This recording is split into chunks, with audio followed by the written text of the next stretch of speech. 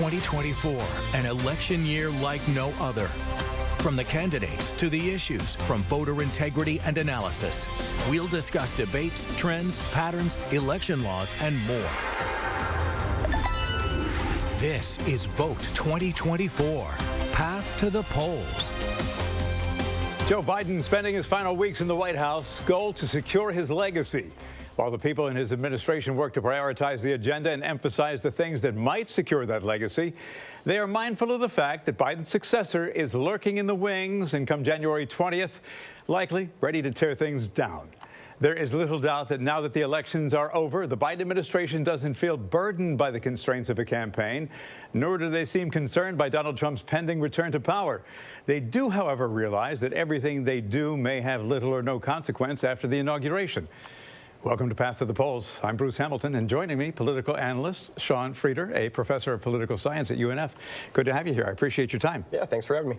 So let's start with this. There is an understanding that anything that Mr. Biden does today can be undone in a few short weeks. But still, for the current White House, the priority is Joe Biden's reputation and Joe Biden's legacy. It is Joe Biden's policy, and the harsh reality, Sean, is that Donald Trump will sweep in January 20th and undo by executive order much of what Biden is doing in these waning days by that executive order. And Trump believes he's doing it with the mandate of the American people. Now, the reality is that many of the American people don't realize that after the election, about a week or so later, California's vote came in and that mandate shrunk. Is Trump really doing it by a mandate, in your opinion? So political scientists talk about the word mandate, and it's kind of a naughty word for us. Mandates are things that, you could argue even 40, 50 years ago, they didn't really exist in the way that we might think. Elections would still have many places, many states that would go for the other candidate. You'd have relatively small margins, but not the narrow margins that we see today as regular in elections. So if we're talking about a within 1 point popular vote loss to one candidate or the other, if we're talking about 7 swing states and not 30 swing states as we may have had decades ago, it's really difficult to imagine any president in the modern era, with us being as polarized as we are, having anything that looks like a mandate. So certainly a less than 1% popular vote lead is not a mandate. We didn't see, Trump go outside of the swing states that were thought as up for grabs. Minnesota would have been the next one that he could have gone for. He didn't get Minnesota. So this is something where, like the presidents before him, not different from his first term or Biden or even Obama or even going back to Bush or Clinton, you have relatively narrow wins, and that doesn't give you much of a mandate. And, that's something that's a little bit more abstract. But when we talk about actually getting things done, which means working with Congress, working with the House, working with the Senate, really, really narrow majorities there, too. And that's something that, it seems abstract now. It's going to be very concrete in the future. Donald Trump's going to do what Donald Trump wants to do. Well, let's talk about Congress a little bit before I get to some other points here. He does have control of the House and the Senate, but there's some dynamics at play there, too. When you talk about the Senate, there are some factors that come into play. There are some senators, Republican senators, who, number one, are up for re-election come the midterms. Will their loyalty come into play? That's a big question. You have some other senators who will be there long after his 4-year term is up.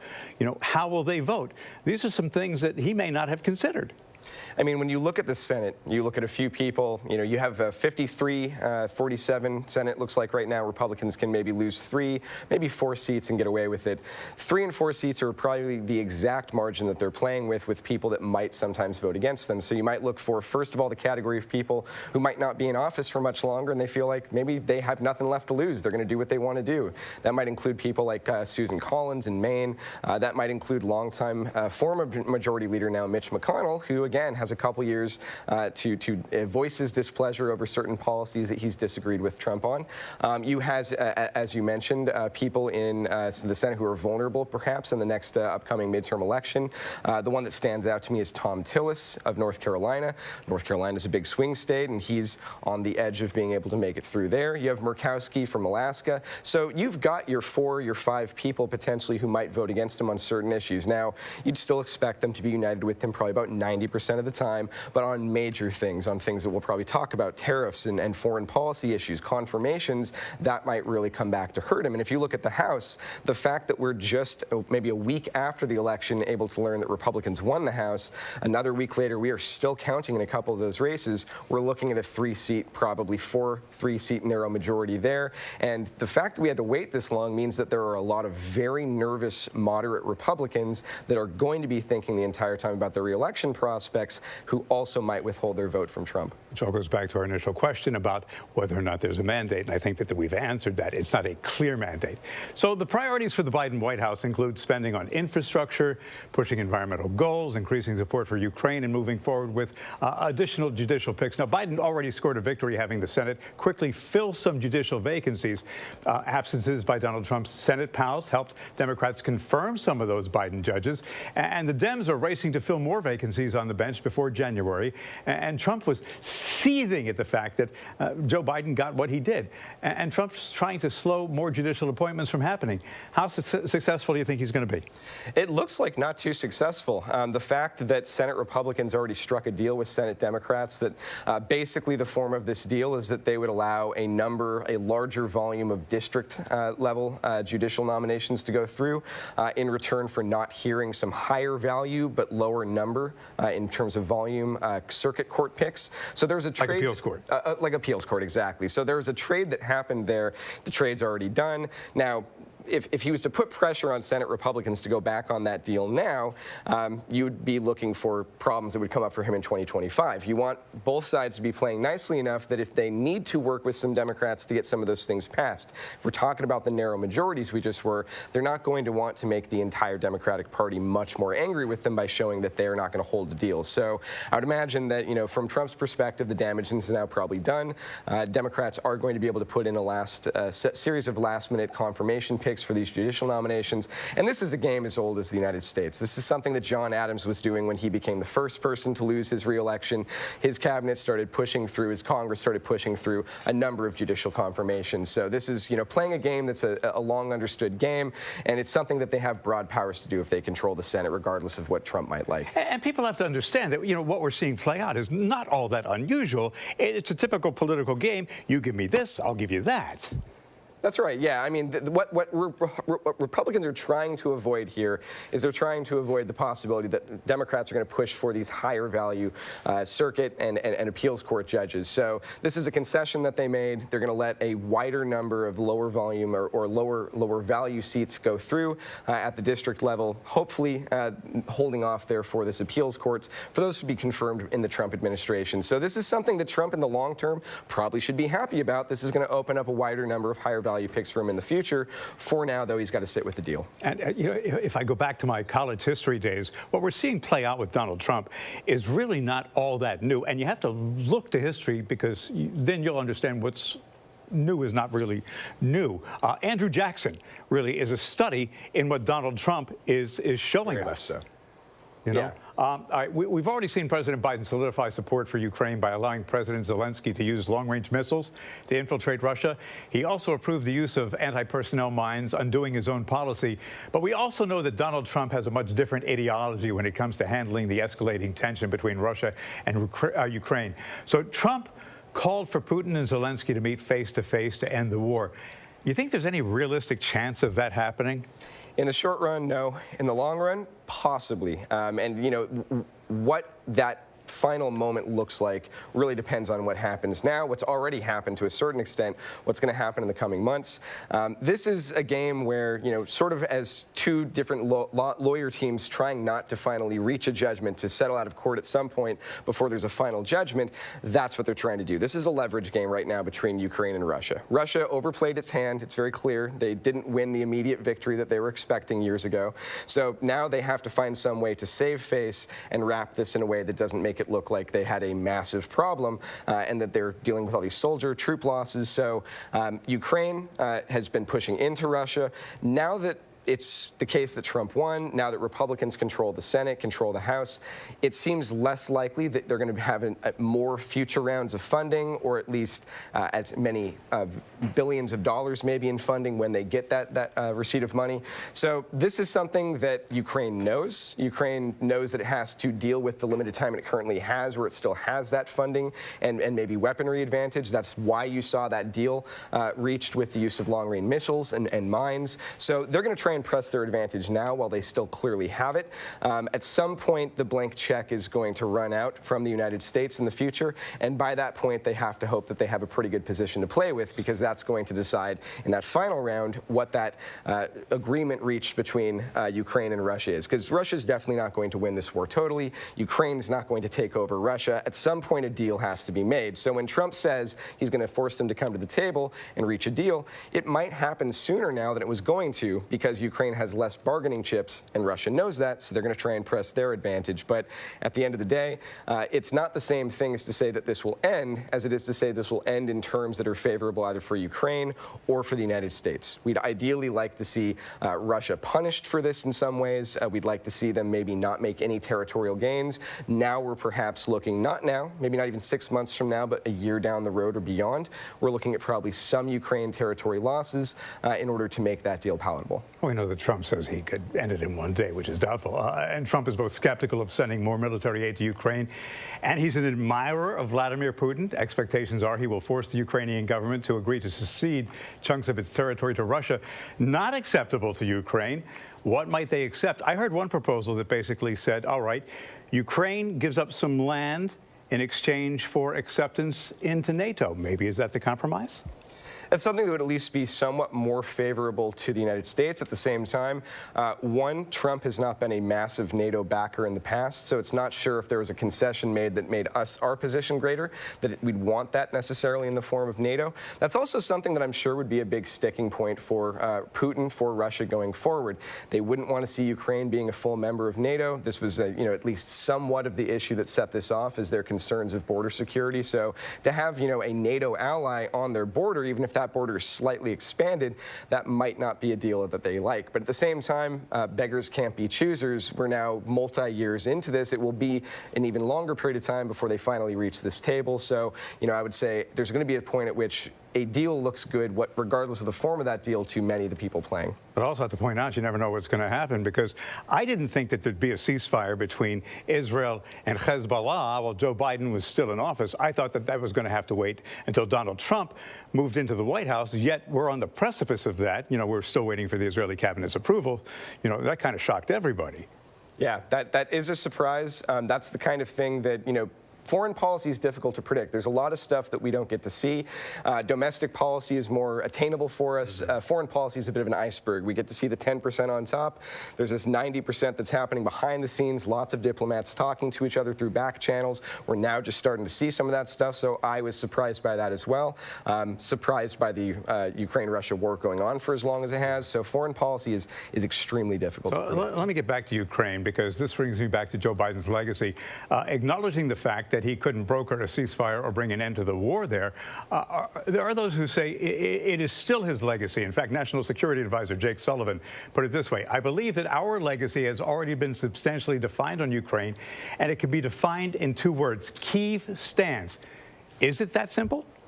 On some level, I think it is actually that simple. If we're talking about the chips of his legacy, again, we're talking about a reality in which the day after Russia invaded Ukraine, most analysts, including myself, were assuming that this would be a few weeks before Ukraine just basically folds. Russia would be taking large portions of territory, if not just outright claiming Ukraine for its own. The fact that not only has that not happened, but Ukraine has managed to push into Russian territory, that Russia has sustained incredible losses from a military perspective, that's remarkable. And that's something that I think obviously Ukraine and Zelensky's leadership first and foremost should be credited with, but right behind that has to be the U.S.'s role in that. If they didn't have the weapons availability that they had, if they didn't have the support that Congress has been regularly sending them, this war would have probably ended under different terms already. So the very fact that our policy has been strong enough that Kyiv stands, I agree, that is a major part of the legacy. Now, of course, that's not the end of the story. As we just said, there's going to be negotiations in the future, but even whatever happens from this point forward, Ukraine's in a better position thanks to the administration. Definitely. But the question becomes, can they afford to sustain the war without the U.S. funding? Does the UK step in? Who else in Europe steps in? And we know that Russia can't afford to sustain the war, and that's why they brought in the North Koreans. So, more chapters to be written. All right, when Path to the Polls continues, dramatic foreign policy change on the horizon, and President Biden will exit, as one article in Politico put it, not with a mic drop, but with a slow fade from view. The questions remain, will America remain on the side of what is right with the incoming administration? That and more when Path to the Polls continues.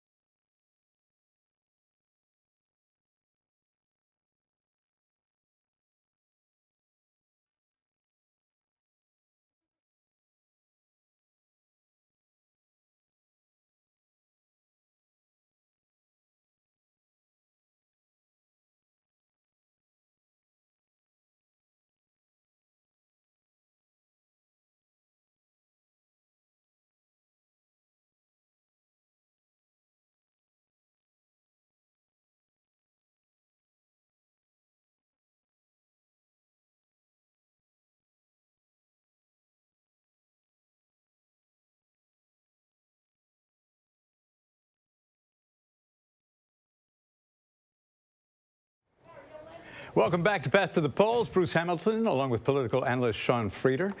Now, while President Biden has been front and center on that foreign policy front, he recently exited the world stage with a less dramatic departure after his swing through South America. The man who enjoyed a lengthy foreign policy career was at the G20 summit, exited the world stage with a slow fade from view, if you will. He and his team worked to polish his legacy and highlight his accomplishments with other world leaders, knowing full well that in the back halls of that same summit, diplomats spoke of their fears about things that may be reversed or just neglected by the incoming administration. In 2016, as President Trump was ready to begin his first term in the White House, the outgoing president, Barack Obama, took two opportunities while overseas to defend his record and acknowledge the change sought by the electorate and staked out what he saw as the U.S. position in the world.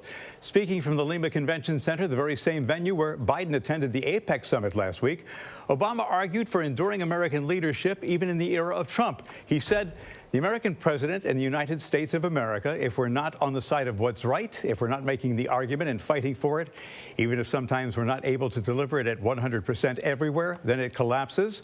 And he added, there's nobody to fill the void. As valid then as it is 8 years later, Sean?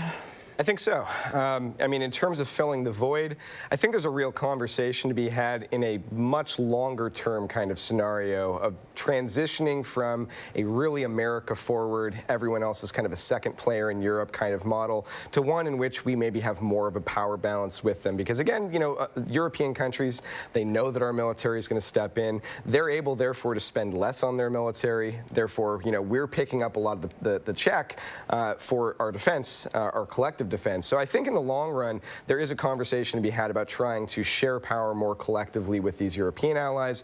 But in the short term, you can't transition immediately like that. The United States is really the only country that's equipped in NATO amongst our European allies to take up that mantle, to be a big counterweight to countries like Russia or China. So, in the long run, that's maybe a conversation we could have. But right now, especially given the challenges that we have around the world with Ukraine, Russia, with Israel, Palestine, with other things going on, no one really can fill that mantle at the moment. So Trump is looking like he's going to be a more isolationist president, but there's really no way to back down from some of the things that only the American president can do without having some serious consequences. Without, again, if that vacuum isn't filled by one of our European allies, it's almost necessarily going to get filled by Russia or China. And if you look at other world governments right now, many of them have moved further right as well. There's a different axis of power that's building right now between Iran, China, and Russia. So what do you think their view of the Trump administration is? I think it's cautious. On one hand, I think that the Trump administration is more openly belligerent against some of those folks. On the other hand, I think that behind closed doors, they could maybe see opportunities and advantages there. I think that there's ways to kind of get under Trump's skin, to undermine his ideas in certain ways that other types of politicians wouldn't necessarily respond to those kind of provocations. I think that if they can see opportunities to either, give him false praise, maybe he'll be kinder to them. I think if they see opportunities to undermine him a little bit and throw him off his game, it might reduce his negotiating capacity. So I think they see the belligerence. That might be a negative from them. But in terms of opportunities to maybe win victories on unforced errors, I think that they see something there that they wouldn't necessarily see in a Biden continued administration or a Harris administration. Does it worry you that during his first administration, he was surrounded by some people, General Milley, John Kelly, and some others who could keep him in check? This time, he's looking to surround himself by a bunch of, I'll look right in the camera and say it, television hosts who may not have that power when it comes to world issues. People who don't have the background as military strategists, who don't have the background as intelligence analysts and things like that, to keep him in check? Yeah, so is that worrisome? It is worrisome. I mean, we're talking there at the very least about potential Secretary of Defense Pete Hegseth. We've had up to this point 28 former Secretaries of Defense. If you look at their backgrounds, all of them or almost all of them have spent considerable amount of time in the State Department, in the Defense Department, Veterans Affairs before taking that higher command position. Those few that hadn't were the former CEOs and presidents of Procter & Gamble and General Mills and all these other things, or just the generals of the armies previously. So this is a position that has an enormous amount of responsibility. We often refer to correctly the president as commander-in-chief. This is the person that makes the final decisions, but really they have to be generalists. Presidents have so much on their plate. The Secretary of Defense is the person that really makes a lot of the day-to-day decisions that the president kind of just rubber stamps. So it is concerning to see people, one, with less experience potentially being put into this position, and two, that it's a comparison to Trump's first administration. A lot of the people that were put there were more moderate. They were put there by the Republican Party somewhat as minders for Trump. He's learned his lessons from term one. Those people did successfully slow him down in many cases, and now he's got people that are a lot more likely to respond positively to him. I mean, as Director of National Intelligence, you potentially have Tulsi Gabbard. She owes a lot to the fact that she currently has an ongoing career she owes to him. So these things aren't going to be forgotten. He knows he's putting people there that are a lot more likely to say yes. Yeah, I will, say this directly to some of the people who have emailed me. Somebody like Hegseth, he's a decorated war hero. That doesn't make him eligible to be the Secretary of Defense. He has no background as a military strategist. There are people out there who can believe what you want to believe, but many of his cabinet picks are not qualified to be in those positions. That has nothing to do with my personal politics, and it is my job as a member of the journalistic community to ask the questions that need to be asked, and it is the president's job and the people that surround him to make sure that the people that he chooses to be in his supportive positions to be vetted properly. And that's the end of that story. You can come at me as much as you want, but I'm doing my job, and you can argue with me as much as I want. I'm going to do my job. All right, back to the current day and the recent G20 summit. There was tangible evidence that foreign leaders were ready to move on from Joe Biden. It came when Mr. Biden and a group of others missed a photo op. In earlier times, quite honestly, they would have waited. The moment might have been a fluke, but the inevitability of it was all hard to ignore. Do you make anything of that? I mean, it's hard to not read something into things like body language, moments missed on the world stage. These are the types of events where small slights and things like that actually do play more of a meaningful role. So, maybe it's chance, maybe it's something. There's no doubt, though, that the fundamentals behind why he might be left behind, they're there. He's a lame duck president that has precious little time to do things with in the remaining weeks. At the same time, there's a president that's coming in that's going to be able to undo a lot of the things that he's trying to do right now, both domestically and internationally. The power of the executive order is really strong. So if you are some of our European allies, you might look at Biden right now and think there's not much more that you have left to give me.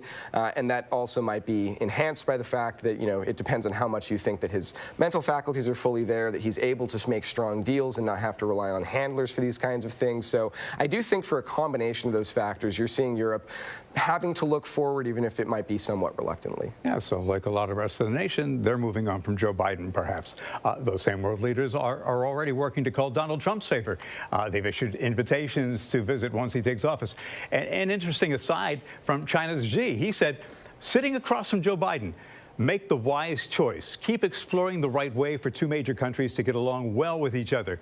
A loosely veiled warning to the incoming president and his team of national security hawks, and maybe a hidden message to Joe Biden as well, who is sitting right across from him, thinking about his own China policy and legacy. Message to both? Yeah, probably a little bit to both. I mean, there's maybe not too much that can be done over the next 6, 7 odd weeks before Biden leaves the White House in terms of China policy, but there are probably some levers that can be pulled, and it's a reminder to, maybe pull what remaining levers you have while you still have the opportunity to do so. At the same time, it's pretty standard foreign policy and diplomacy that, if you know that you have someone replacing the person in front of you in a couple of months, anything that you say to them is also a message to the person that's replacing them. So I think that, China knows that there's been a lot of talk of tariffs, there's been a lot of talk of trade wars, there's been a lot of talk of other policies regarding China. China wants to avoid a trade war as much as most countries want to avoid a trade war. Usually these things leave everyone worse off, so it's in China's best interest, not as an aggressive threat, but just as a reminder that whatever we do is going to affect them, but it's going to come right back and affect us. You can't have someone that's a major trading partner do something to them without it some way coming back to you. That begs the question, because I think it was a Truth Social last night. The president-elect basically talked again about imposing those tariffs on Canada, on Mexico, and on China. And he said he's going to go ahead and do it. Basically to fight immigration and things like that. And you have to wonder, is he going to impose them, or is it a negotiating tactic? There's a lot of things flying around with this. I mean, on one hand, it seems like it very well could be a negotiating tactic. You don't really intend to go in this direction, but you just want to make people think that you will, so that maybe they give you more favorable deals in the short term. The thing that's a bit confusing to me is the fact that they're talking about these 25% across-the-board tariffs to Mexico and Canada. One, Mexico and Canada are major trading partners of the U.S. We have a current Mexico-Canada trade agreement. So if you were to do something like 25% tariffs, there would be lawsuits almost immediately. I'm not sure what the result of those lawsuits would be. It seems pretty clear to me that that would be a violation of our current trade agreement. The second thing is that there was conditions placed on that. The idea was not so much that we're just going to have tariffs, in which case it might seem like it's an economic policy. This was with conditions that we're going to have these tariffs there until immigration is reined in, until fentanyl trade across the board is reined in. Regardless of whether or not you think those things are possible, that's condition-based, which makes it sound like this is more of an incentive program and the tariffs are just there to get at that. So I think, as we've seen in previous years with Trump, the actual ultimate goal of this is not necessarily clear to me. It could be just leverage for negotiations. This could be a sincere attempt to change our tax and trade policy. This could just be a way to leverage on other policy issues. So it's a bit all over the place. But again, you have to be clear in what you're trying to do. So hopefully a couple months from now, when he actually takes office, there will be some more clarity. Yeah, it's like when you're traveling with your kids. When we get there, we get there. And I don't think people understand what the economic fallout could be. When you have the CEO of Walmart saying, you go ahead and you impose these tariffs, people aren't going to be able to shop at Walmart, because that is the bottom line and the reality. All of the things we've been saying, from reports at the G20, Joe Biden seemed to take it all in stride. At this point, surprising to you? I think he has no choice. I think that at this point, the thing that he knows that he can do in order to secure his legacy is to not do anything unusual. He's got a handful of weeks left. At this point, the standard thing to do would be to congratulate your opponent, or somewhat opponent in this case, for the victory, to transition power peacefully. For all that we talked about January 6th over the past several years, at the very least, something that the president can get right on the way out at this point is to have a peaceful transition of power. So I think, looking beyond kind of just taking what you can right now, that's really what Biden has left. But I think just demonstrating that he's willing to go out peacefully, that this is a normal change as you would have in most presidential election years, I think that's the goal right now. And he's made it clear that is a priority for him, laying the groundwork for a smooth transition of power. He stressed publicly that it's necessary to reinforce America's faith in the electoral process. That's why he met with Donald Trump at the White House, something that Donald Trump didn't afford him the grace of doing. That's why he says he's going to be at the inauguration. This is important to Joe Biden. Yeah, this is important also to American history. This is important to basic democracy. These are our standards. These are the standards that have pretty much always been met when you have presidential transitions. Democracy works when people have trust in one another. If you start saying that elections were not valid, if you don't have these moments of transition, if you don't have the moments which might seem like they're just kind of there for the cameras, but I think they're important for people to see. You have this bruising campaign. You have a lot of insults lobbed back and forth between Biden and Harris and Trump. At the end of the day, that they can sit in the same room with each other, shake hands, look each other in the eye, and say that we're willing to go forward with this. That is kind of on some basic level what democracy is most about, because it used to be for most of human history, we were fighting. There were wars declared every time someone changed power. So this is this moment that we can almost take for granted, but it's an important moment to actually have that peaceful transition. Right, and during that moment we just revisited there in the White House, I mean, the president-elect basically said, look, politics is a dirty business. We know Joe Biden is biting his tongue. He knows that, Donald Trump is sitting in wait to abruptly shift U.S. priorities and undo many of the things that he is working on in his waning days at the White House. Will any of what he is doing now matter? It's a wide range of things that he's doing. Some of them will, some of them won't. I mean, on one end of the spectrum, judicial confirmations, can't take those back once they're in. So those absolutely matter. That's why they pushed in priority for that. Foreign policy decisions can be changed by future presidents. They're going to be the commander-in-chief. But for the time being, if you make major changes to policy, like Ukraine's use of long-range missiles now, that's harder to roll back in the future. So some of this stuff is protected out. Some of the other things, environmental protections, things generally having more to do with domestic policy. These are things that executive orders are pretty powerful. As long as it doesn't require new spending, if it was done by executive fiat at some point in the past, you can pretty much on day one snap your fingers and undo a large portion of what the previous president has done. And I mean, that's not unusual. Trump would not be doing anything strange there. When Biden came into office, he snapped his fingers essentially on day one and undid a lot of executive orders from Trump. So that's pretty normal power politics for presidents.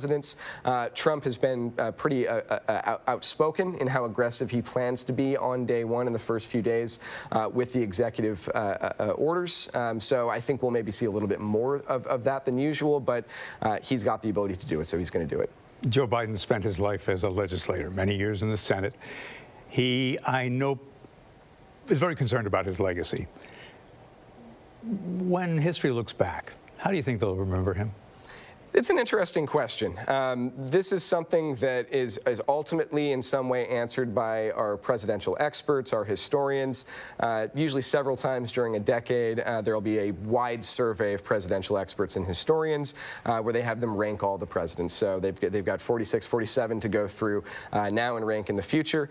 Biden, if I had to guess, will probably rank somewhere in the rough middle. It's easy for us to forget. Actually, if you ask yourself watching right now, how many presidents can I name, you're going to find you're going to forget most of the 19th century presidents. That's because a lot of those presidents were pretty forgettable. So it's not too hard to get up into like the 20 to 30 ranking range. And I think somewhere in that range in the middle of the pack, that's where Biden's going to find himself. And it's kind of balanced between different things. On one hand, you have, Ukraine, I would say, is probably a major part of his legacy going forward. The fact that with pretty narrow majorities, he was able to pass a couple major pieces of legislation. I mean, we're very gridlocked right now. It's very difficult to get things done in Congress. So the fact that he has that long history in the Senate probably helped him somewhat there. On the other hand, you go back to the beginning of the administration, you look at things like Afghanistan. This was obviously something that was criticized then. It's going to considerably be criticized in the future. I also think that a lot of his legacy is going to focus on what did happen over the past year and a half. The fact that he had to bow out of the race, the fact that he was seen like forced out of the race, the fact that his abilities clearly were declining towards the end, and I think generally throughout his presidency that maybe he hasn't adapted to the realities of the modern presidency. That Trump is bombastic, Obama was a fantastic orator. These days the president's more public than ever. You probably need a president whose personality is a bit more forceful. Biden harks back to the days of George H.W. Bush and other people that were more behind the scenes. They would give a speech, but it wasn't the focal point. And I think that presidents going forward, if they want to be high on the list of presidents, they have to have that orator ability. They have to have the ability to social media ability to deal with social media, which Trump can do very effectively, and Obama didn't have to worry about yet. But Biden, maybe struggled with it compared to Trump, and that's going to be a major tool of the Trump White House going forward. Probably is to use social media. So Biden, I think, will be somewhere in the broad middle of the pack. I mentioned George H.W. Bush before, a one-termer with similar tendencies to Biden. So I see those two kind of floating around the same portion of the rankings. But I think, the big question for future presidents that are not Trump is how do we adapt our style for a modern campaign, for a world in which people maybe get the news a lot through social media. Yeah. I know that Joe Biden always wanted to be president. He had a failed attempt. I know that there are a lot of people who think that maybe he should have entered this office and said, you know what? I'm going to go ahead and be a one-term president and exit early and exit gracefully.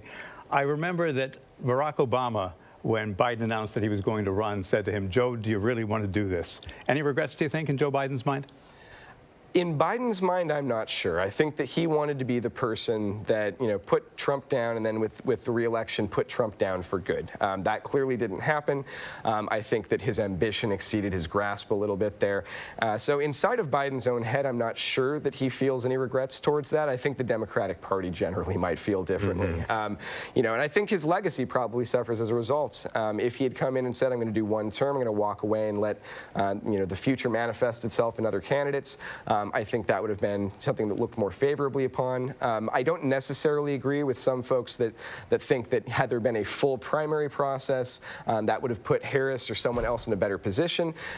One thing we often forget is that primaries usually cause people to try and cater towards their party's base. So if the Democratic Party wanted to maintain its strategy of trying to get people that are in the middle, swing voters, to vote for their coalition, a primary process might even make that harder to do. You'd maybe have to walk away from some more recent promises that were further to the left than the median voter might want. So I think nevertheless, though, there are probably some regrets there that, they didn't have a full year to really determine this. This is something they had to make a decision in late July. I think that maybe for some swing voters, this rubbed them the wrong way that there was not an official process. So definitely things could have been improved there. I definitely think so. But I think you also have to look at Joe Biden and understand that he is a man who has met a lot of challenges in his life, personal challenges, family challenges, and he's got an inner resolve. It'll be interesting. You'd kind of like to get in his head and wonder what he really is thinking, but we'll never know. Sean, appreciate you. Thanks for being here on Path to the Polls. This show, encore performance tonight at 7 o'clock. You can watch on demand anytime on the News4Jax YouTube channel, news4jax.com. I appreciate you. I would love to hear your feedback. I know many of you will do it in a way where you won't agree to disagree professionally and in a, manner that will allow us to have a level discussion. But if you do, thank you so much. Have a great day. See why every day more people are choosing News4Jax, Northeast Florida and South Georgia's #1 source for local news.